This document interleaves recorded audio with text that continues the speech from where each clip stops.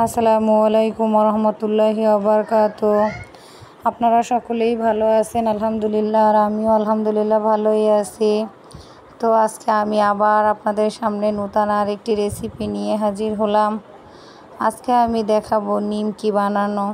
তো ভাবলাম যে বাচ্চাদের জন্য একটু নিমকি বানিয়ে রাখি, ওরা ভাজা পোড়াটা একটু বেশি পছন্দ করে তাই। আর নিমকিটা সাধারণত কম বেশি সবার ঘরেই থাকে, কম বেশি সবাই বানাইতে পারে। তো আমি আজকে এখানে ময়দা নিলাম 2 কাপ পরিমাণ। এখন এখানে আমি অ্যাড করব স্বাদ মতো লবণ ও একটু তেল, রান্নার তেল দিয়ে তারপরে ভালোভাবে হাত দিয়ে মিক্স করে নেব। ও কেউ যদি মিষ্টি খেতে চায় তো সামান্য পরিমাণে একটু মিষ্টি দিলেও হবে, আর কেউ যদি মিষ্টি খেতে না চায় সেক্ষেত্রে এটা নোনতাও বানানো যায়, তাহলে আরও ভালো লাগে। তো আমি এখানে হাত দিয়ে ভালোভাবে তেলটা ময়ন করে নেব। তারপরে আমি দিয়ে দেব একটা ডিম।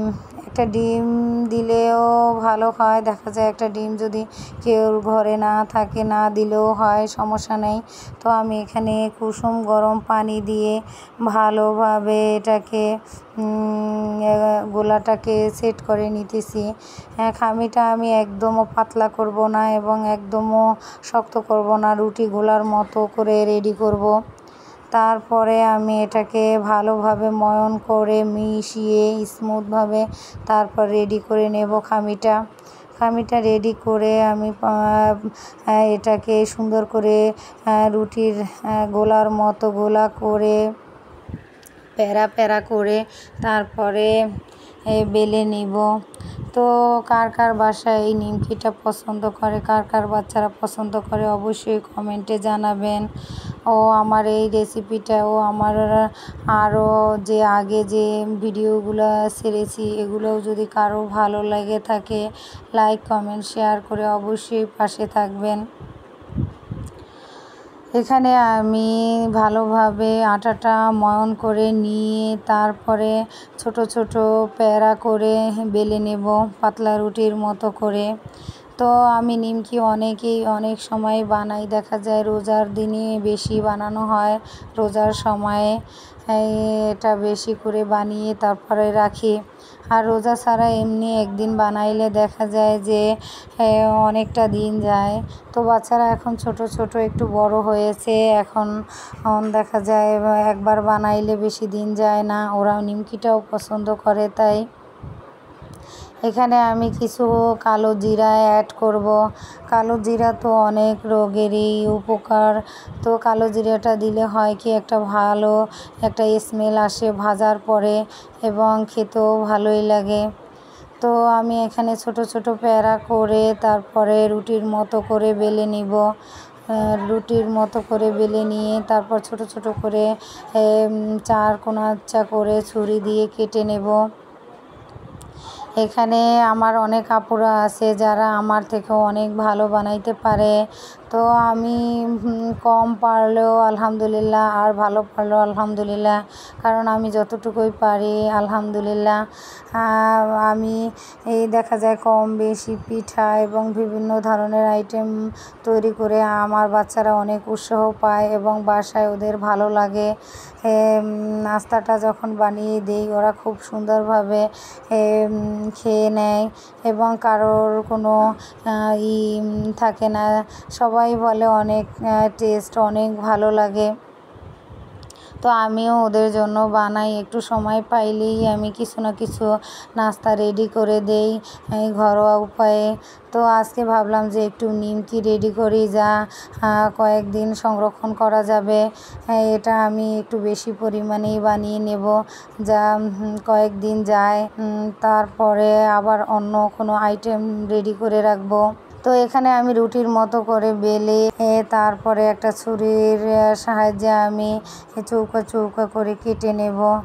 তো নিমকিটা হয় কি যে বানিয়ে রাখলে অনেক দিন পর্যন্ত সংরক্ষণ করা যায়, ভালো থাকে বাইরেই এবং এটা মচমচা করে ভাজলে দেখা যায় যে খুব সুন্দর আর মচমচাই থাকে।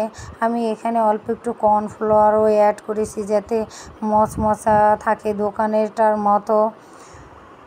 তো বাসায় আমার অনেক আপুরা দেখা যায় যে তারা সময় থাকলে একটু বানিয়ে নেবেন এবং অনেক দিন পর্যন্ত সংরক্ষণ করে খেতে পারবেন এই নিমকিটা। যাদের বাসায় বাচ্চাদের পছন্দ বা যাদের পছন্দ তারাই এটা বানিয়ে নিতে পারেন।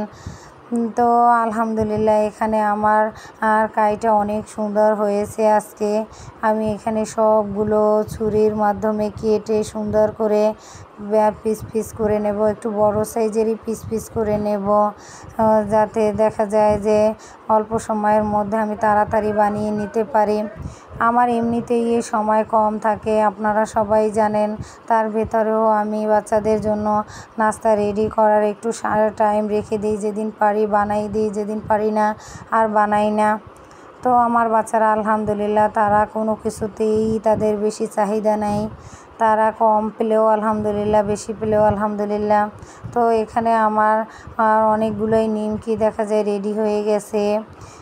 তা এখানে এখন আমার ভাজার পালা নিমকিটা।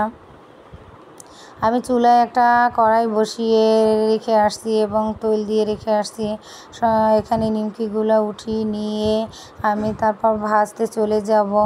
আর বাকিটা দেখা যায় আমার বড় ছেলে সে রেডি করবে, কারণ ওরাও হাতে হাতে হাত লাগায়, নয়তো দেখা যায় আরও অনেক দেরি হয়ে যায়। যেদিন একটু বেশি কিছু রেডি করতে যাই তখন দেখা যায় আমার তিনোটা বাচ্চা আমার সাথে সাথে ওরাও পারফেক্টভাবে করে নেয়, ওদেরও শেখা হয়ে যায় আর ওরাও আমার থেকে দেখা যায় এখন আলহামদুলিল্লাহ ভালো পারে। আমার সমস্ত নিমকিগুলো দেখা যায় খুব সুন্দরভাবে ফুলে উঠতেছে দেওয়ার সাথে সাথে। আর এটা খুব স্পাইসি এবং খুব মজাদার আর হবে, মচমচা থাকবে একবারে দোকানেরটার মতো স্বাদে এবং মচমচা কোনো অংশেই কম হবে না।